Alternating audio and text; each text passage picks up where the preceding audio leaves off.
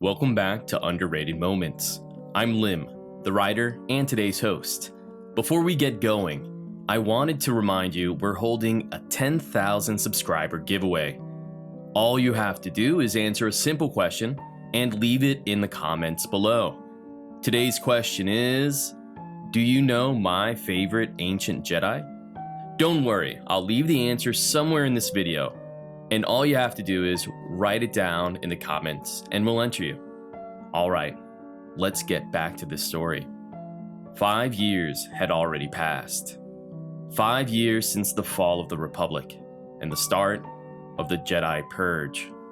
And Palpatine was sitting on the edge of his seat, waiting for Darth Vader and his team of Inquisitors to finish their newest mission. They had flown all the way to the Outer Rim to kill one more Jedi. But it wasn't just any normal member of the Order.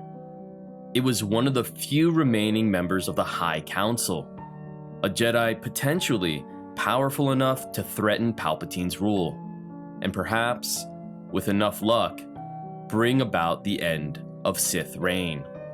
If Darth Vader could kill him, then Palpatine would have nothing left to fear.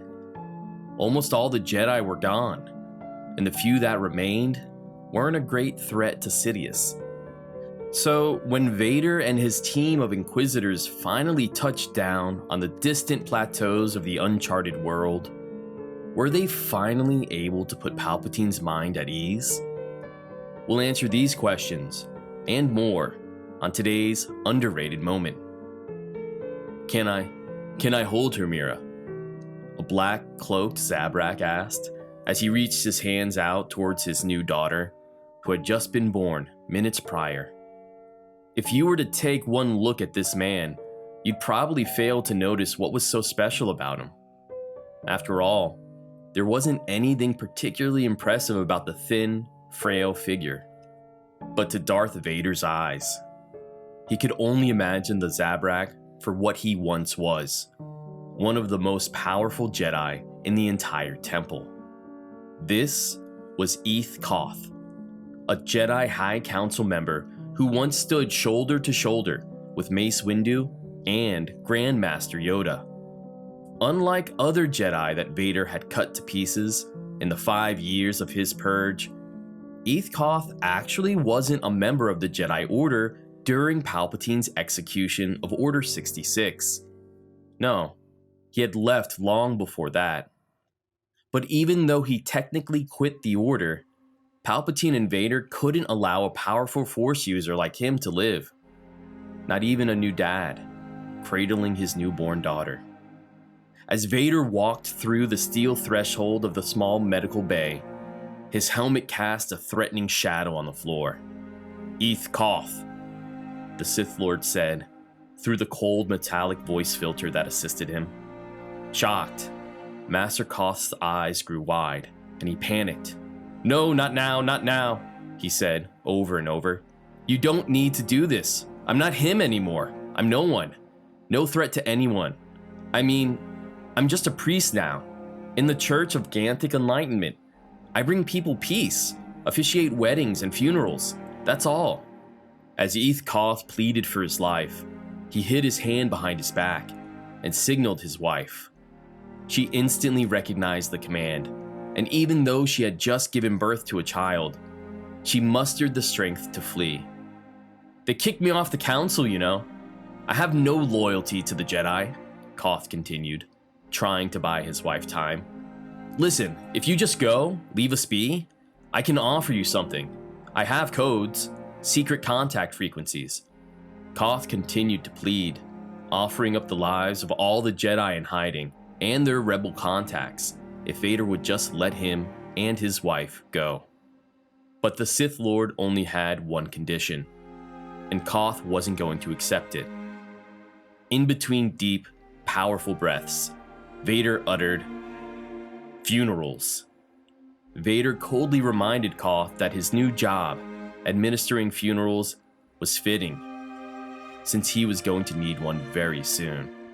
As Koth realized there was no negotiating with the Dark Lord, the nervous expression vanished from his face. Vader was going to kill him, no matter what, so there was no point in trying to make himself appear weak. Koth's back straightened, and his anxious frown disappeared.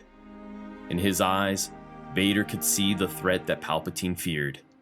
A powerful Jedi Master, capable of overthrowing a Sith if the conditions were right. "Mira!"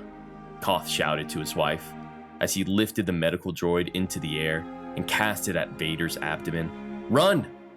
With another quick gesture, Koth whipped his lightsaber hilt out of an ornate mud hive that was dangling from the wall. His wife, Mira, was already a few meters out of the structure and on her way to an escape vessel when she heard that familiar sound, a soft click of a button, and then the hum of a blade. Koth had ignited his green lightsaber, and in turn, Vader had ignited his. Powered by the red kyber crystal he had won from a Jedi battle master 5 years earlier. With an uncharacteristic smile on his face, Koth said, "Let us pray," and then he dove into the air. Although he had been a priest for the past few years, Koth's acrobatic dueling style, modeled after Yoda's own mastery of Form 4, was a sight to behold. Even Vader knew that killing Eeth Koth would be a hard task, and also quite a shame, considering what an asset he could be if he turned to the dark side.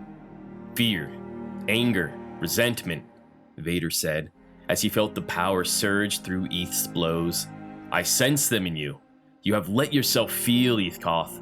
It gives you power, more than the Jedi would ever have allowed you." As Koth dashed backwards and parried Vader's sloppy hacks with an elegant swing, he replied, "Perhaps it's the Zabrak in me. Or perhaps," Koth continued, as he pushed Vader backwards, "now I have something to lose." Vader learned long ago that he would never be able to duel in the same way that young Anakin Skywalker had. While he might have used speed and his own acrobatics to defeat Koth in the past, now he relied on raw physical strength and force ability to beat the former Jedi Master. "Whatever the cause, it's too late," Vader responded, as he cast Eeth back with a powerful force push. When a group of Inquisitors appeared behind him, Vader quickly barked orders. They were to capture Eeth's new daughter and take her back to the Emperor on Coruscant. "No, I won't let you take them," Koth shouted, as he struggled to get to his feet.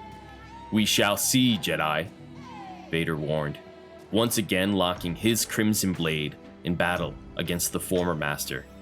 As they continued to fight, Koth felt a surge of anger. "I told you, Sith, I'm no Jedi, not anymore.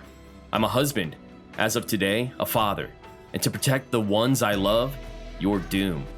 They traded, blow after blow. At times, Koth seemed like he could find the killing strike, but his lightsaber missed Vader's helmet by a hair's width, and without any armor of his own to protect him, every little blow that Vader landed took more and more air out of Koth's lungs.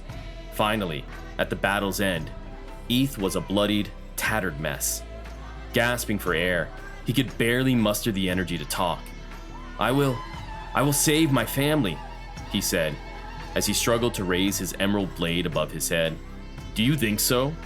Vader replied, and he pointed to a distant landing platform over Koth's shoulder. There, 3 Inquisitors were gathered, and in their hands, they cruelly held Koth's infant daughter. Seeing her so vulnerable, Koth froze, unsure of what he could do. Like all fathers, he felt the pain of protecting his daughter, and even now, when facing off against a powerful Sith Lord and his dark Jedi agents, Eeth Koth promised to protect his girl. But how could he? He was exhausted and helpless. And as he froze, the indecision ultimately cost him his life. From behind, Darth Vader plunged his lightsaber through Koth's chest, slicing through his heart. In the end, Eeth Koth's life ended the way almost every Jedi's did, in agony and horror. But to Palpatine, his death was a sign to relax. With Eeth Koth gone, the most powerful members of the Jedi Council were gone too. Save for Obi-Wan Kenobi and Master Yoda, there were no other Jedi that would rise to try and liberate the galaxy. So Palpatine could get to work on the more important tasks, like stopping the spread of dissent as it came from the mouths of Bail Organa and his friends.